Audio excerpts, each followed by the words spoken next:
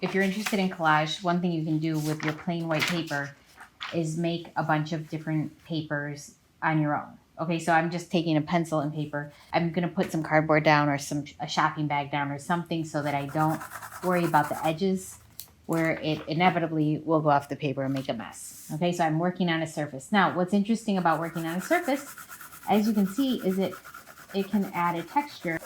I'm just gonna make a handful of different textured and untextured papers that I can then use for collage. And you wanna do it in color, that you certainly consider the skin tones of diverse children. Okay, I want to show you how you can use your window as a light box if you need to do some tracing. So I took my drawing out of the sketchbook, and then I'm going to take some of my prepared papers. I want to make this kind of texture and this color be her shirt.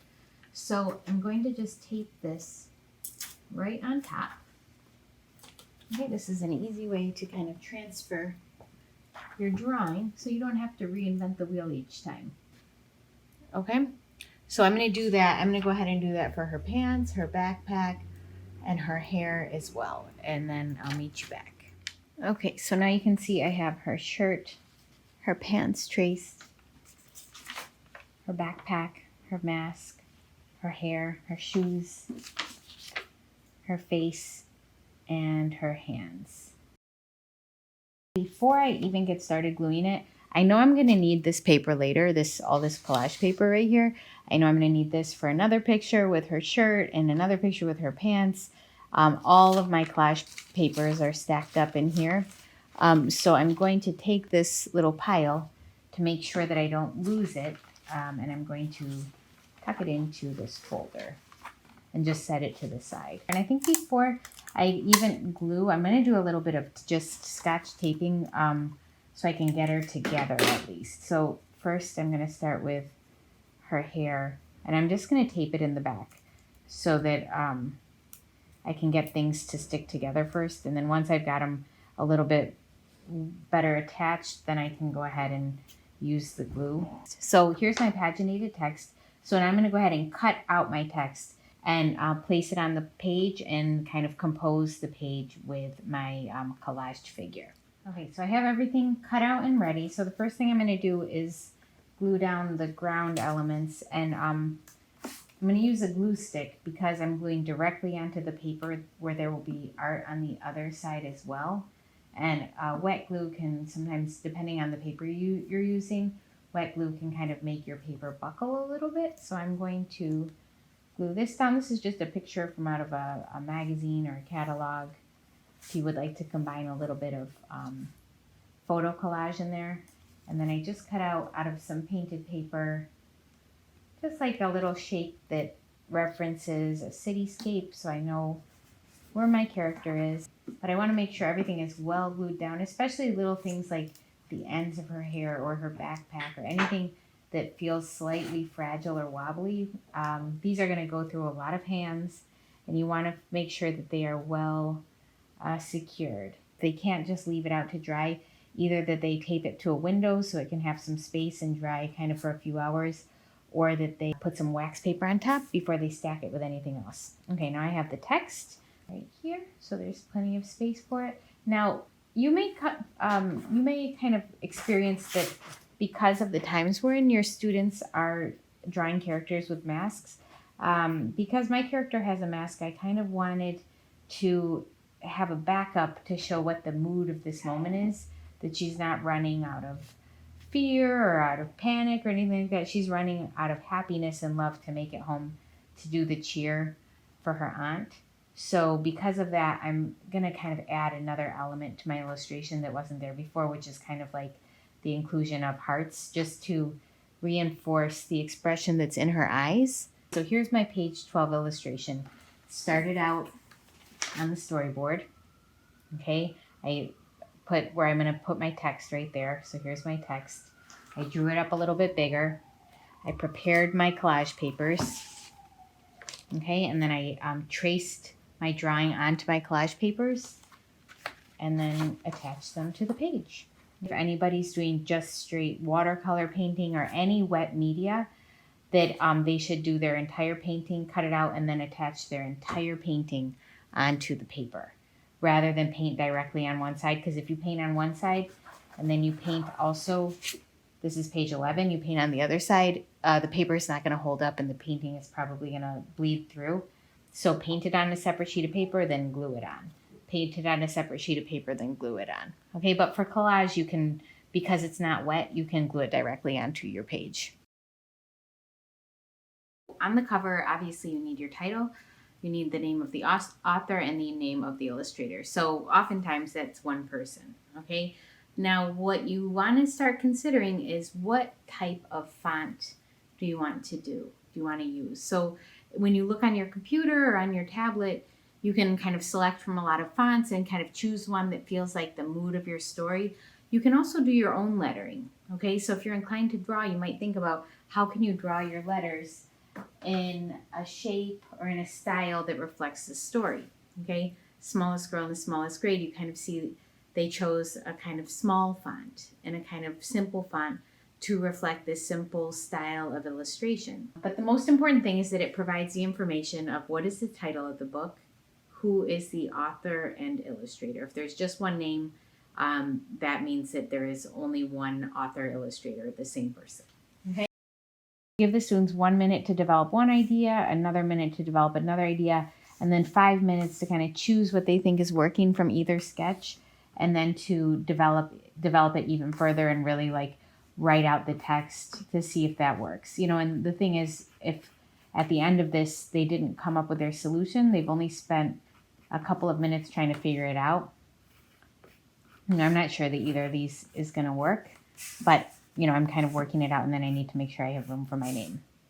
Okay, so it's worth spending a little extra time on the cover because that is the thing that's going to pull people towards your book, and kind of giving the students lots of options to kind of stay loose until they develop their final concept will pay off in the long run.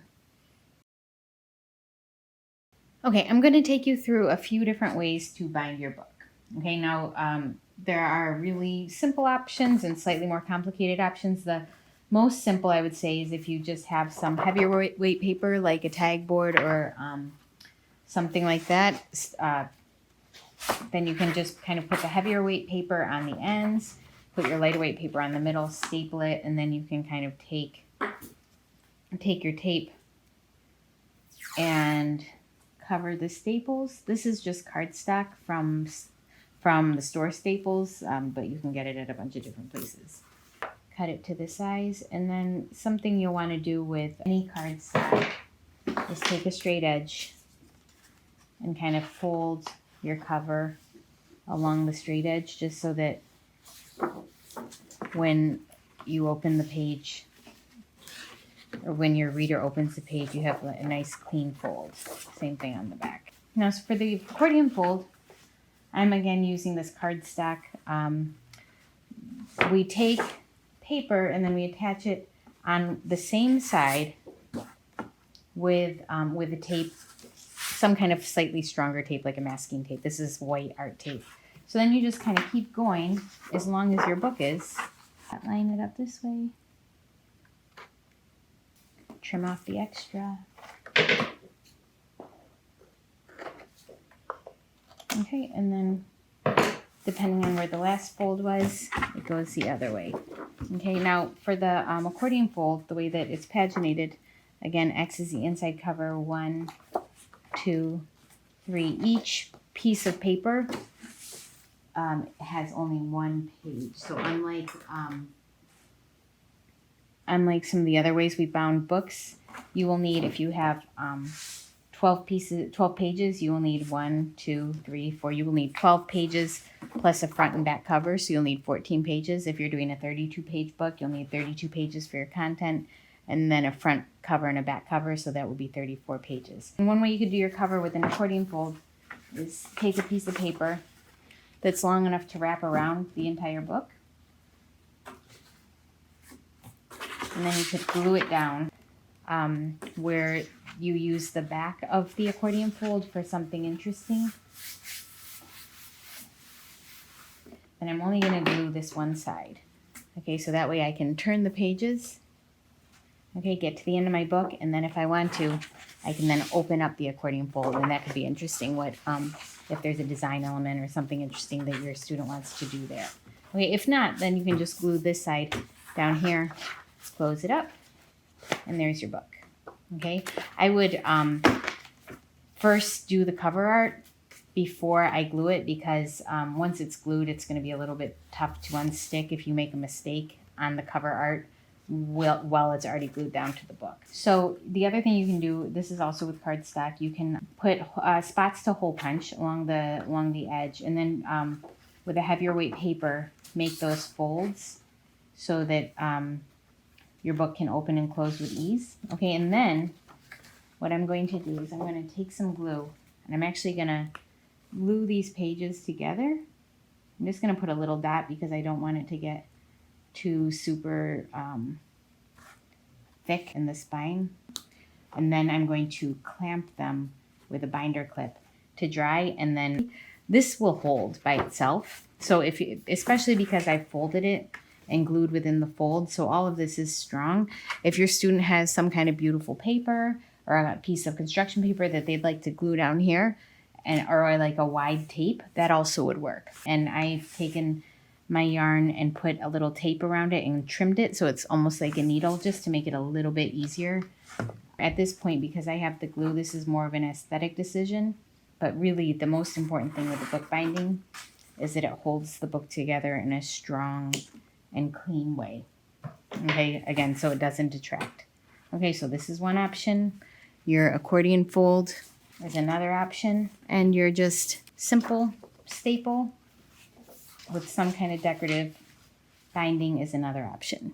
So thank you so much for taking your students on this endeavor. It's so important for young people to have a voice and a space to tell their stories, and it wouldn't happen without your efforts.